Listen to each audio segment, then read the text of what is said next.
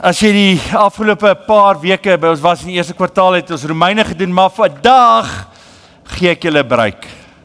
Ons gaan nie Romeine doen nie. Is dit reg so? Alright, ek weet baie van julle het net gekom net vir die Romeine reeks, maar ons gaan vandag 'n bietjie iets anders te doen. Volgende week gaan Christian preek. Hy gaan ook volgende week se tema is quick fix. So jy moet daar wees. Dit gaan 'n wonderlike, as jy hier is, moet jy daar wees. Dit gaan 'n quick fix. Dit gaan nie 'n quick fix preek wees nie, maar dit gaan quick fix wees. Ek praat vanoggend oor die grootste getuienis, my favorite topic praat ek oor vanoggend. Ek dink is die grootste getuienis wat kinders van die Here kan hê, is seker hulle liefde. Is dit nie so nie? Ek dink as jy nou vra waaroor gaan Christendom, dan is dit die liefde wat Christus vir ons bewys het, en soos wat hy vir ons liefde bewys het, bewys ons aan mekaar. Maar baie keer is ons liefde, baie keer verstaan die wêreld nie die liefde nie, maar hierdie getuienis in ons lewe verstaan elke persoon, en daarom dink ek is alhoewel liefde die grootste getuienis is van God se werking in ons lewens, dink ek hierdie is miskien die tweede, as dit nie gelyk aan die liefde is, en dis die vreugde in ons lewens. Die vreugde in ons lewens. Daar is geen twyfel dat kinders van die Here behoort die grootste vreugde te hê in hulle lewe, in alle omstandighede. Die vraag is natuurlik, wat is hierdie vreugde? En dit is waar ons gaan kyk vandag. Wat beteken dit dat ons vreugde het? Wat beteken dit? Want dit is 'n bietjie anders as die wêreldse vreugde. Die vreugde wat Christus vir ons gee, is anders as die wêreldse vreugde. Want die wêreldse vreugde is kondisioneel gekoppel aan die omstandighede waarin daai persoon is. Dus kom, as iemand deur 'n swaarte of 'n moeilike tyd gaan, dan kan jy dit sien op hulle gesigte, hulle dra dit en jy verstaan dat hulle deur 'n moeilike tyd gaan. Maar vreugde, of die Engelse woord joy, is iets anderste. C.S. Lewis beskryf dit so, hy sê, all joy remains. It is never a possession, always a desire for something longer ago, or further away, or still about to be. Wat probeer hy sê? Hy sê, vreugde, wat C.S. Lewis eintlik probeer sê, is vreugde is nie iets wat in myself gevind kan word nie. Dis ook nie iets wat in omstandighede is nie. Dis iets wat jy ervaar, maar jy kan nie eintlik jou vinger daarop druk as jy dit genuine ervaar nie. En jy net so vinnig kan nie gelowiges ook vreugde ervaar. Ek dink hulle kan glimpses daarvan ervaar. Ek dink daar's iets soos common grace. Gaan vir julle iets vra. Het julle al ooit so gesit op 'n oomblik en dan oorweldig vreugde jou? Wie het al daai ervaring gehad? Dis so 'n vreugde wat saamgaan met dankbaarheid, verstaan jy? Dis so iets wat oor jou stroom, soos 'n brander wat oor jou stroom. Jy sit nog daar in die volgende oomblik, slaan jy die absolute vreugde in jou. En soos J.K. Chesterton sê, dan moet niks so erg wees vir ateïs om so 'n ervaring te hê nie. Imagine dit. Jy het hierdie oorweldigende gevoel van vreugde en van, Gideon, en van vreugde en van dankbaarheid, en ewe skielik het jy niemand om vir dankbaar te wees nie. Verstaan jy, dit is 'n terrible gevoel. Maar vreugde is een van die dinge wat Christene behoort te hê. Dis nie iets in onsself nie, of iets wat ons kan vind in hierdie materiële wêreld nie, maar dit is 'n vrug. Dit is 'n vrug, en dit is 'n vrug van die Gees. En blaai gou saam met my, ek weet julle ken hierdie teksgedeeltes, maar dit is vir my weer wonderlik om Johannes 7 oop te maak. En waarvan is dit 'n vrug? Dit is 'n vrug van die Gees van God se werking in ons lewens. Johannes 7 vers 37. Het julle dit? Op die laaste dag, die grootste dag van die Hittefees, het Jesus daar gestaan en uitgeroep, en hier staan het, met die een wat in my glo, is dit soos die skrif sê, stromende, lewende water sal uit hulle binneste uitvloei. Strome, lewende water sal uit hulle binneste vloei. Dit sal 'n vloei wees wat niemand kan stop nie. Dis 'n oorweldigende ding van vreugde en liefde wat jou gaan oorweldig, wat nie in jou vlees gevind kan word nie, maar in die Gees wat in ons gaan kom. Wat in ons leef. Dis iets wat van God afkom, en is iets wat jy nie kan create in jouself nie. Blaai gou saam met my na Galasiërs toe, die teksvers oor die vrug. En dan sê julle daar sien, as ons Galasiërs daar lees, Galasiërs 5 vers 22, die vrug van die Gees daarteenoor, is liefde, vreugde. Vrede, geduld, vriendelikheid, godhartigheid, getrouheid, nederigheid en selfbeheersing. Maar die eerste twee, liefde en vreugde. Hoe ken jy iemand uit wat die Gees van God in hom het? Oorweldigende liefde en oorweldigende vreugde, wat so stromende, lewende water uit hulle binneste is. Ek onthou, iemand het altyd gesê, onthou jy daai liedjie, strome van see en van bowe? Strome van see en van bowe, dit het die liefde beloof. Heerlike tyd van verkwikking, vloei uit ons. En dan sê, reeds val die druppels gedurig. Nie die strome. Dis nie druppels nie. Party mense, Christene, het seker druppeltjies. So nou en dan val daar so 'n druppel van liefde. So nou en dan val daar so 'n druppel van vreugde. Verstaan jy? Hulle is meeste van die tyd maar 'n bietjie omgekrap in die wêreld, verstaan jy? Maar nou en dan val daar 'n druppel en jy kan sien die ou smaal. Nou weer eens, nou gaan jy sê, soos ek onthou my eerste preek as 'n student was oor hierdie vreugde teksvers in Filippense. En toe kom iemand na die tyd, ek gaan nie name noem om die onskuldiges te beskerm, kom iemand na die tyd na my toe sê, hy Fred, nie almal wys vreugde soos jy nie, verstaan jy, party van ons het dit binnekant. Verstaan jy? Nou dit is seker so, party mense het dit seker binnekant, maar party mense steek dit baie ver binnekant weg. Daar's 'n vreugde wat uitborrel, wat oorloop in my lewe. En dit kom net van die Gees van die Here af. Hoe weet ek die Gees? Die vrug van die Gees is die teken dat die Gees in ons werk en woon. Nou kan jy hier sit en dan sê jy vir my, Christian, jy kan ook vir my sê, luister Fred, alright. Wat beteken dit dan? Het ek dan die Gees van die Here? Want ek het nie altyd die vreugde nie. Ek het nie altyd liefde nie, ek het nie altyd vreugde nie. Het ek die Gees van die Here in my? Wie het al gewonder of hy die Gees van die Here in hulle het? Susan, jy? Party mense wonder of hulle die vrug van die Gees in hulle het, want baie keer ervaar jy nie die vreugde wat jy moet ervaar nie, is dit nie so nie? Baie keer ervaar jy hierdie onderdrukking en hierdie verdrukking en jy dink by jouself, ek het nie die vreugde nie, ek mis die vreugde. Is dit so dat jy die Gees dan nie het nie? Is dit dan die Gees jou nie kan oorweldig nie? Nou kom ek sê gou vir julle, blaai gou saam met my na Efesiërs 4 vers 30 toe. Het ons hom op die bord. Efesiërs 4 vers 30 sê die volgende. Hier's 'n belangrike teksvers wat ek dink ons baie keer mislees. Hy sê, moenie die Heilige Gees van God bedroef nie, want hy het julle as eiendom van God beseël met die oog op die verlossingsdag. Kan die Gees in my hart seer word? Ja. Dit wil sê, die Gees is die Gees, die vrug van die Gees is liefde en vreugde, en tog kan die Gees in my 'n droefheid hê. Waar gaan dit? Waaroor gaan die droefheid van die Gees in my? As die Gees hartseer kan word, waaroor word die Gees dan hartseer? As ek ervaar dat in my lewe daar 'n vreugde kort kom, is dit nie baie keer so seer dat ek nie meer die Gees van die Here het nie. Die Gees van die Here is nie iemand, dis nie die persoon van die drie eenheid, wat dan in jou is en dan trek hy uit nie. En dan is hy weer in jou en dan is hy weer uit jou. En hy so 'n bietjie in jou en dan is hy baie in jou en dan is hy niks in jou nie. Dis nie hoe die Gees van God werk nie. Die Gees van God, wanneer jy Christus aanvaar as jou verlosser, kom woon die Gees ten volle in jou. Hy vul jou van kop tot tone, nie 'n bietjie nie, maar sy volheid in jou. Maar hier is die vraag dan. As hy in sy volheid in jou leef, hoekom is baie van ons as kinders van die Here so vreugdeloos in ons lewens? En ek dink dit het te doen dat daar 'n hartseer is wat kom met die Gees in terme van jou lewe. Daar's 'n vreugde wat weggevat word omdat ons die Gees van God bedroef. Wanneer bedroef jy die Gees van God?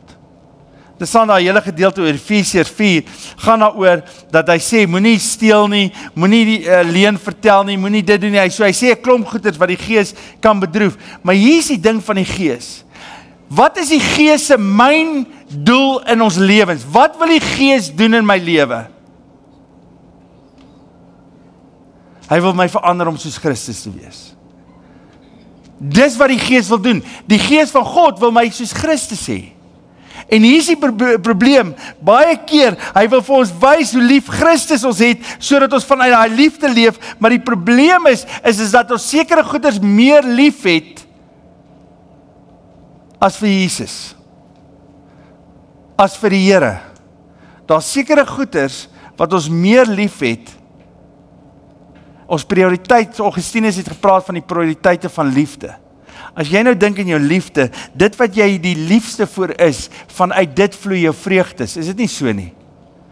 My dogter is hier vandag, sy is een van my love of my life, as jy haar sien, wat gebeur? Daar's vreugde, is dit nie so nie? Wat gee jou die meeste vreugde op hierdie stadium? As jy wat doen? Tian, wat sê jy sê?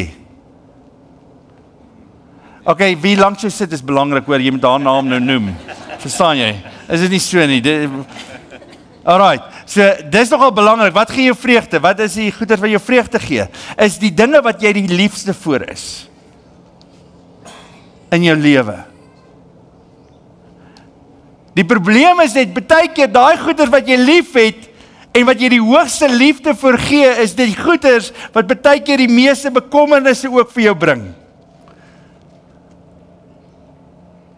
As iemand anders die hoogste liefde, of iets anders die hoogste liefde vir jou is, bo wat Christus moet wees, dan daai liefde bring baie vreugde, maar wat bring dit ook by jou? Baie bekommernisse. As jou kinders jou ultimate afgod is, en jou ultimate God is in jou lewe, wat gaan hulle doen? Hulle hele lewens gaan vir jou meer bekommernis bring, is dit nie so nie? jy wil net hê, hulle moet reg wees, hulle moet fyn wees en goeders, en jy besef nie dat die Here hulle vir jou geleen het nie. En baie keer in ons lewens, ons grootste liefdes, steel baie keer ons vreugdes. Want Christus is nie my ultimate liefde nie. Die goed wat ek het, is my ultimate liefde. Die mense wat ek het, is my ultimate liefdes. En Christus is nie meer die ultimate liefde nie. En hier is die ding, die oomblik as ek sê, Christus is my ultimate liefde, dan wie bepaal jou vreugde? Sy konstantheid. Wie hy is, bepaal jou vreugde. Elke keer as jy dink aan hom, elke keer as jy dink wie hy is, wie God is in jou lewe, dan is daar vreugde elke liewe keer, want hy verander nie. Daarom behoort vreugde 'n konstante ding te wees in ons lewens, want God het nie verander nie. En die Gees van die Here wil ons herinner aan wat Christus gedoen en gesê het, sodat ons vreugde sal voortvloei uit dit. Die tweede rede hoekom ek dink mense nie die Gees se vreugde het nie, is daar's twee dinge. Die een ding is hierdie ene, die tweede ene is wat 1 Korintiërs 14 sê, as hy praat oor die volgende. Hy praat oor die gawes van die Gees, en dan sê hy, in die kerk van die Here Jesus, moet jy baie keer stil bly, want baie in die Korinthe gemeente het gesê, wel as ek profeteer, dan neem die Gees oor, en ek profeteer. As ek in tale wil praat, neem die Gees my in besit, en ek praat in taal, ek het nie beheer nie. Wat sê Paulus dan vir hulle? Nee, jy het beheer oor die Gees in jou. Jy kan stop. 1 op 'n slag of 2 op 'n slag. So ons het die beheer wat die Gees doen in my lewe. Dis nie soos die bose gees nie. Dis interessant. Die Heilige Gees werk nie soos 'n bose gees nie. Die bose geeste, wat doen die bose gees met 'n mens? Hy oorweldig jou. Hy neem besit van jou. Hy gooi jou neer. Onthou jy daai pa wat sy kind na Jesus te bring en sê hy, elke keer as die bose gees op hom kom, dan gooi hy hom neer en baie keer gooi hom in die vuur en baie keer gooi hom in die water. En so ek het geen beheer nie. Daai kind het geen beheer nie, want die mag van die Satan is op hom en hy het beheer verloor ook oor sy liggaam. En wat sê die Here wanneer die Gees in my kom? Nee, die Gees is nie soos 'n bose gees nie. Hy werk met my gees ook. En dis verskriklik belangrik as ons dink oor die Heilige Gees. Want baie keer dink mense, wat moet gebeur is, ek moet net meer van die Gees kry, dan sal ek meer vreugde kry. Nee, wat moet gebeur is, jou gees moet align met God se gees. En in die alignment, jammer vir die Engels, in die alignment is daar vreugde.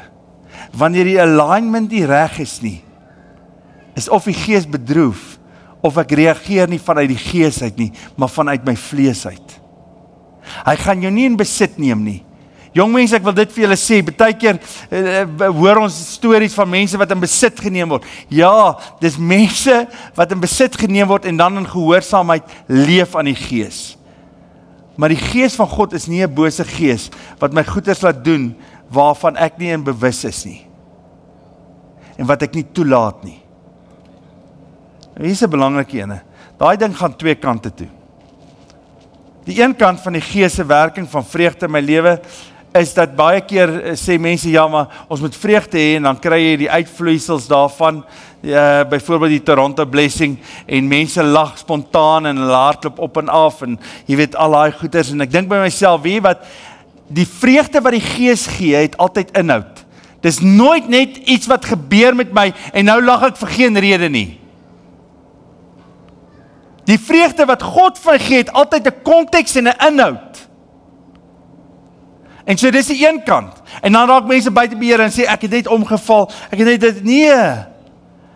Ons moet align met die Gees, so dis die een gevaar. Die ander gevaar is weer, dat die Heilige Gees in my werk, maar ek is net te preets. Jy weet, dis die ander gevaar. Die ander gevaar is, ons sit in die dinge en ek voel die Heilige Gees in my en die Here is besig om 'n wonderlike vreugde en dan dink ek myself, nee, ek gaan maar net so staan. Dis ook ongehoorsaamheid. Want wat wil die Gees van die Here doen? Hy wil hê jy moet oorgee en sê, Here, hoe wonderlik is dit nie, om in die teenwoordigheid te wees nie. En baie keer het die kerk van die Here Jesus dit weggevat, waar die Gees van die Here in my werk, en ek ervaar die Gees van die Here in die vreugde van God, op grond van wat hy gedoen het, of op grond van wie Christus is, en al wat ek kan doen is dit doen. Jy weet, dis ons Afrikaner Calvinisme. Jy moet net die vreugde wys nie. Jy kan happy wees met dit net nie wys nie. Wie het so groot geword? Okay, niemand nie, okay, net Piet. Sorry Piet. Jy weet, jy mag dit nie wys vir niemand nie, dat die Gees van die Here hierdie vreugde in jou bring nie. Nee, wie wat sê ons vir mekaar, dat die Heilige Gees wil my in vreugde met Christus wil laat leef, en dit moet uitvloei in elke liewe deel van my lewe. Ek dink baie keer aan Dawid, en ek dink aan sy lewe, en ek dink by myself, nee, is een ding wat Dawid kon doen, hy kon dans vir die Here. Is dit? Hy het die ongelooflike vreugde van God ervaar deur die nabyheid van God, deur die tabernakel, deur die ark van die Here Jesus. En dan dans hy voor die ark, want God is teenwoordig. En hy maak sy koningskap eintlik, sê sy vrou, belaglik, want jy dans voor die Here, en dan sê hy, nee, ek sal myself nog meer belaglik maak. As dit meer eer aan God bring, sal ek myself nog meer belaglik maak. En soveel keer in ons lewens, maak ons die Heilige Gees hartseer, want ons is meer bewus van ons eie ek, as wat ons bewus is, dat ons hele lewe gaan daaroor om God te verheerlik. Is dit nie so nie? Ons is meer bewus van ander mense wat om my is, as dat die Here in my is. En dat wat sy Gees in my doen, iets goeds is, en nie sleg is nie. En dat ek kan reageer op wat sy Gees in my doen, en dat sy Gees vreugde in my wil laat wek, en ek sê, nee Here, moenie nou nie, ek wil nie vreugde nou nie wys nie. En daarom kan Paulus, saam met die Gees wat vreugde gee, hierdie opdrag gee, blaai saam met my na Filippense toe. My favorite gedeelte in die hele Nuwe Testament. Want hy gee hier 'n opdrag. En hy sê, ja, dis die Gees van God in jou wat vreugde gee. En dan sê hy tog die volgende. Vers 4.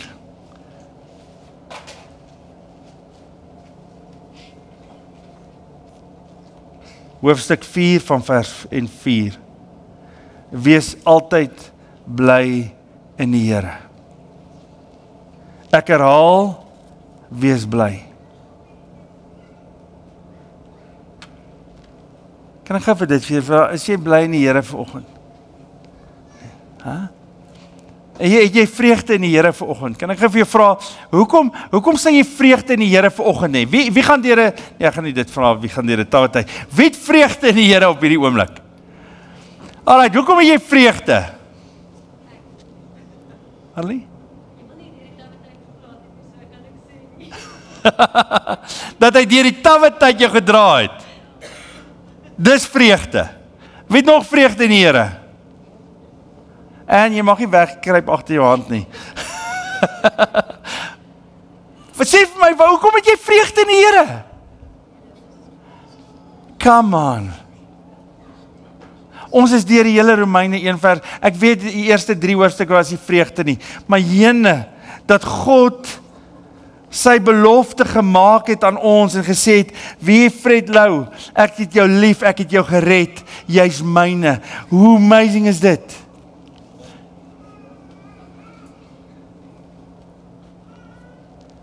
En daarom kan Dawid byvoorbeeld sê in Psalm 51 vers 4, Here gee my terug die vreugde van my verlossing. Here gee dit vir my terug, die vreugde van my verlossing. Wees bly hy is vrygekoop. Nee, nou moet jy, ons is heeltemal, ek hoor, Sanay, is jy bly? Jy is vrygekoop. Wie is bly vanoggend dat hy gered is en het geen meer skuld nie? Ok, hoe gou hier, want julle verstaan dit nog nie. Piet is 'n boer. Partykeer gaan dit taf in die boerdery. Imagine iemand kom na Piet en sê, ek skryf al daai skuld af. Hy het nie skuld nie, hoor, maar ek gee sommer 'n voorbeeld. Imagine iemand kom nou vandag na jou toe en hy skryf al jou skuld af. Gaan jy bly wees? En nie net skryf jy jou skuld af, hy deponeer nog in jou bankrekening 'n massive bedrag. Hoe amazing is dit? Enigiemand wat hou van geld. Verstaan jy? Ek dink baie keer, dis die twee gode natuurlik. Die een is God of money. Verstaan jy? Daar's vreugde in geld, maat. Ek sou weer sê, wat sê iemand vir my na diens? Hy sê ja, maar Fred, wie wat geld kan nie vreugde gee nie, maar dit kan jou aan baie goeders koop wat vir jou vreugde kan gee. Nee, dit kan nie. Dit kan nie. Is daar enige iets wat iemand materieel vir jou op jou lewe nou kan byvoeg, wat vir jou meer vreugde gaan gee? Dink gou vir 'n oomblik aan. Is daar iemand wat iets in jou lewe kan byvoeg op hierdie stadium materieel gewys, wat vir jou meer vreugde gaan gee? Dis 'n moeilike vraag. Nee.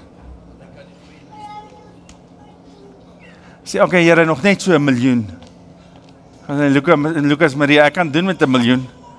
Here, as ek net nog, jy weet, ek wil net 'n strandhuis hê. Here, dan is dit genoeg. Here, ek wil net dit hê. Wie wat jy interessante ding van enige materiële besitting wat jy kan kry en wat jy dink jy het vreugde in dit. Daai ding gaan jou besit en jou vreugde van jou wegvat.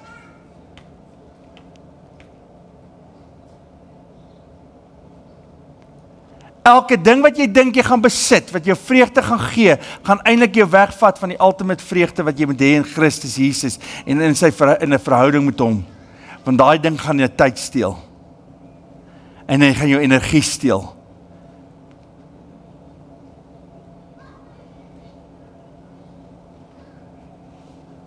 En so daar's niks wat jou vreugde kan bygee nie, behalwe dat jy verstaan dat Christus jou gekoop het en dat die dood oorwin is. Verbly julle in die Here, ek herhaal, verbly julle altyd, altyd. Wees beskiklik teenoor alle mense, die Here is naby. Ek dink dis die grootste deel van my vreugde in die Here, is sy nabyheid. Weet wat vir my wonderlik is as ek dink in die Nuwe Testament, baie mense praat baie oor, ja, maar jy moet bly wees, die Here is in beheer. Ja, jy kan bly wees daaroor ek. Maar imagine dit, die vreugde lê in sy nabyheid. Die vreugde wat jy ervaar, dat God hier op hierdie oomblik by jou deur hierdie vuur stap. Maak nie saak of dit swaar gaan op hierdie oomblik in jou lewe nie, Andrei. Maak nie saak wat gebeur in hierdie oomblik nie. Die Here het jou nie gelos nie en hy sal jou nie los nie en hy's besig met jou om jou te verander om meer soos hy te wees. Daarom kan jy jou verbly in die omstandighede ook waarin jy is, want die Here is besig met jou.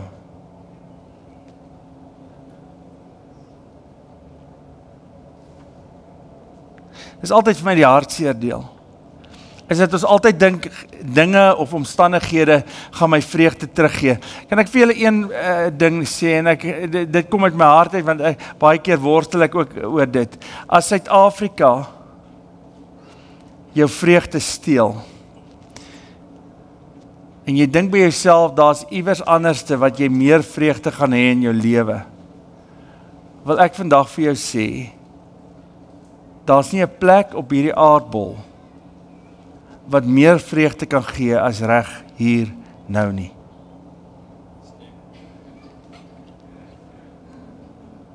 Ons moet dit vir mekaar sê. Ons moet mekaar sê, as hierdie land se politiek en sy situasie elke keer my vreugde steel, ek weet baie keer, toe my pa op die einde van sy lewe was, en ons het vir hom 'n televisie daar in die kamer ingesit, en ek kyk, hy het na die eerste nuusberig gesê, vat die televisie net uit asseblief, ek wil nie meer kyk nie. En ek dink hy was bewus daarvan, dat sy huis reeds amper klaar is, en dat hy op 'n ander woning gaan wees. Jy sien, die probleem is dat ons vesting hier vind, in hierdie wêreld, en dat ons God gemaak het, hierdie wêreld, miskien nie God gemaak het, die land waarin jy woon, of die politiek wat ons mee besig is, en nie dat God in die beheer is nie. En as daar een ding is wat vir my hartseer is, van ons land is dat ek dink dat kinders van die Here hulle vreugde verloor het, omdat hulle dink hierdie land gaan vir hulle vreugde gee, of 'n ander land gaan vir hulle vreugde gee. En nie Christus nie. Want nie net wil hy vir jou liefde gee nie, nie net wil hy vir jou vreugde gee nie, maar in hom is daar vrede. Die vrede wat alle verstand te bowe gaan. Verbly julle in dankbaarheid. Verbly julle in die dankbaarheid. Wees dankbaar vanoggend. Waarvoor is jy dankbaar? Ja, net daar's 'n miljoen en een dinge. Dit is nie so nie. I mean, as Paulus en Silas in die tronk nadat hulle stikkend geslaan is, die Here kan loof en prys, kan ons die Here loof en prys in hierdie omstandighede?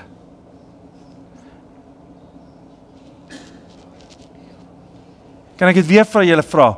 As Silas en Paulus, terwyl hulle stikkend geslaan is, in die middel van die tronk, in blokke vasgemaak is hulle voete, die bloed loop van hulle rug af, en hulle sing lofprysing voor die Here, het ons 'n rede om die Here te loof en prys in hierdie omstandighede.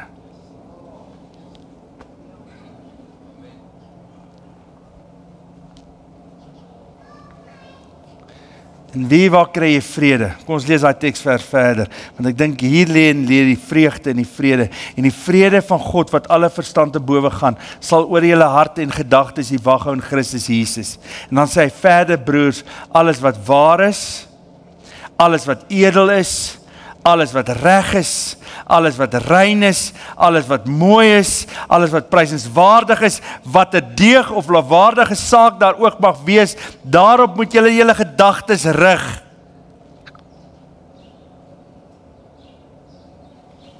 Ja, Annelie, dis mooi. Alles wat mooi is, alles wat reg is, alles wat waar is, daarop moet julle julle gedagtes rig in Christus Jesus. Wat gaan my vreugde steel, as my gedagtes wat doen? Gerig is op iemand anders se sonde, iemand anders se verkeerd, iemand anders se bedrog, iemand anders se goeders. Wat gaan my vreugde gee? Wat is waarna na Paulus eintlik wys, is alles wat mooi is, alles wat reg is, alles wat rein is. Waarna verwys hy? Na Christus. Daarop moet ons gedagtes vestig in Christus Jesus. En wie jy strome lewende water sal jy jou binneste vloei. En weet wat gaan mense sê as jy mal? Hoekom is jy so bly? Iemand al vir jou gevra, hoekom lyk jy so vriendelik? Verstaan jy, hoekom is jy so bly? Ons niks om oor bly te wees in hierdie land nie, verstaan jy? Sê nee, die Here het nog nie die land verlaat nie. Het julle gesien die Here het die land verlaat? Enigiemand? Nog nie. Jy moet my tog laat weet as die Here dit eendag doen, hoor? OK. Die Here is nie klaar met ons hier, die vreugde lê om in die wil van die Here te leef. Dis waar die vreugde van die Here lê, is in sy wil. Dit lê nie in 'n plek nie, dit lê nie in omstandighede nie, dit lê daarin dat ons die wil van die Vader doen en dat ons fokus op wat hy gedoen het, en daarom kan niks my skei van die liefde van Christus nie, sê Romeine.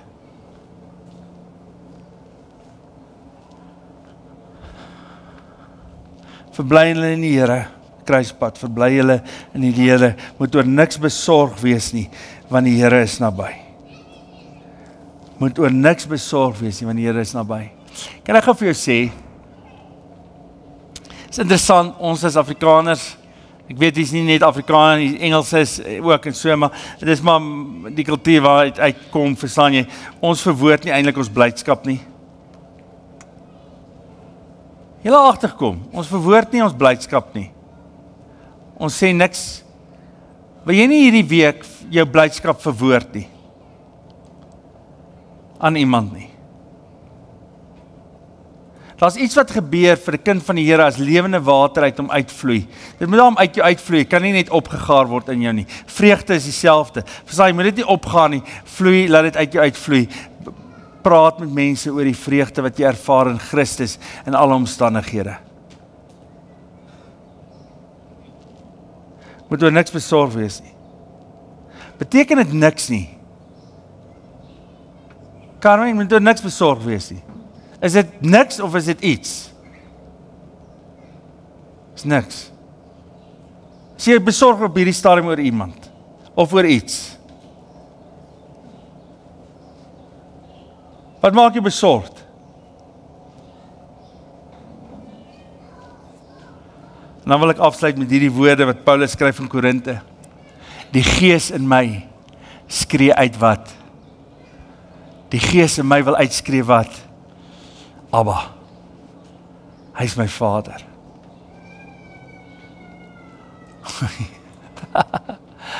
Het jy al 'n kleintjie gesien wat voor sy vader leef en sê papa?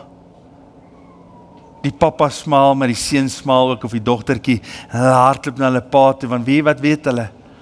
By hom is daar veiligheid, by hom is daar beskerming, by hom is daar oorvloed.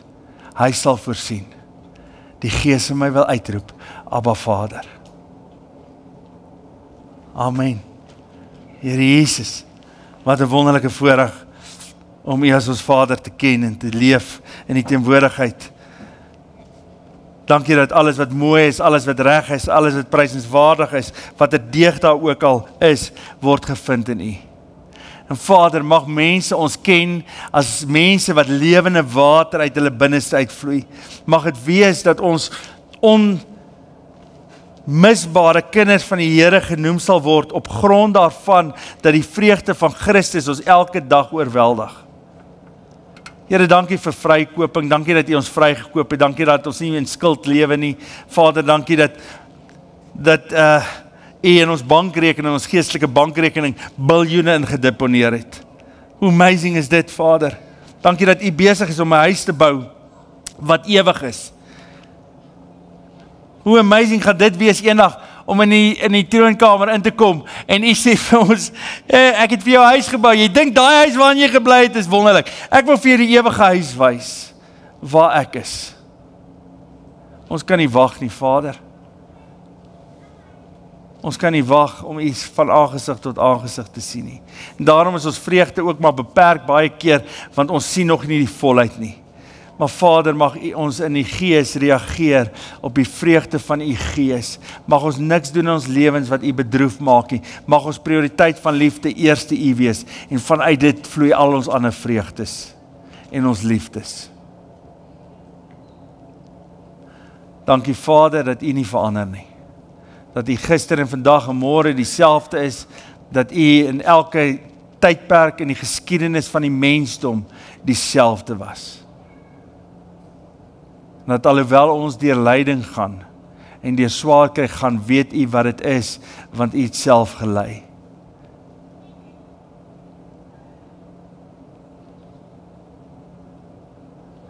Ons loof en prys U daarvoor. Skep in ons vreugde weer van voor af, Vader. Mag ons align wees met U Gees. Mag daai vreugde in ons lewens uitvloei. En mag dit 'n getuienis wees vir 'n wêreld wat sy vreugde vind in goed en in plekke en in mense. Mag ons primêre fokus wees U en wat U gedoen het. In Jesus naam. Amen. Yes.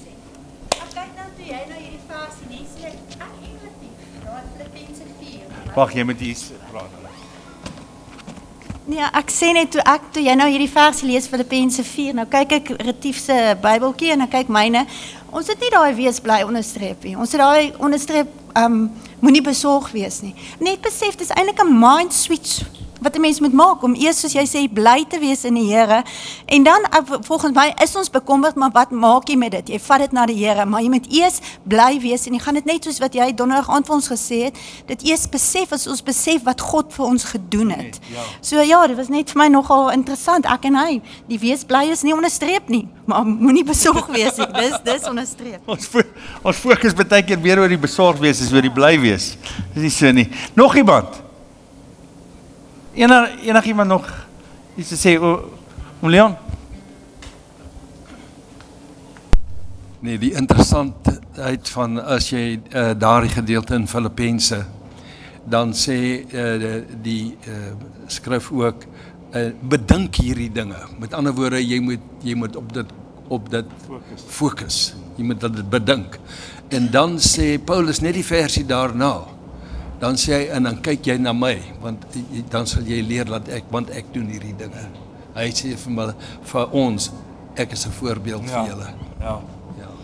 Daar is eintlik 'n groot waar hy sê, en doen wat ek gedoen het. Ek weet nog nie of ek heeltemal daar is, maar nog iemand oor vreugde. Hoekom kry ek vreugde in alles in die lewe? Gou net vinnig. Ek wil net gou een ding sê. Hoekom kry ek vreugde in alles wat ek doen?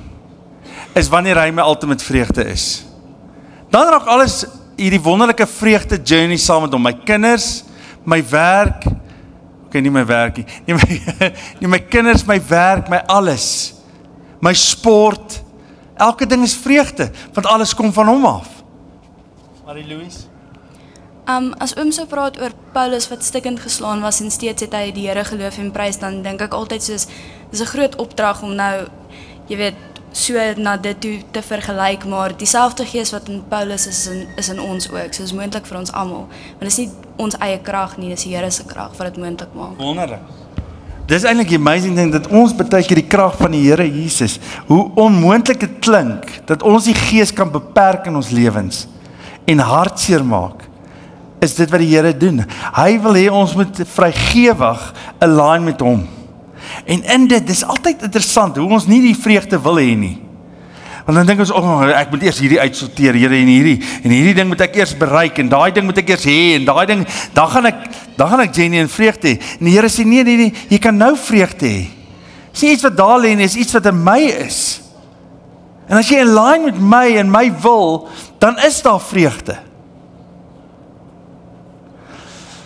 Amen, kom ons sluit af.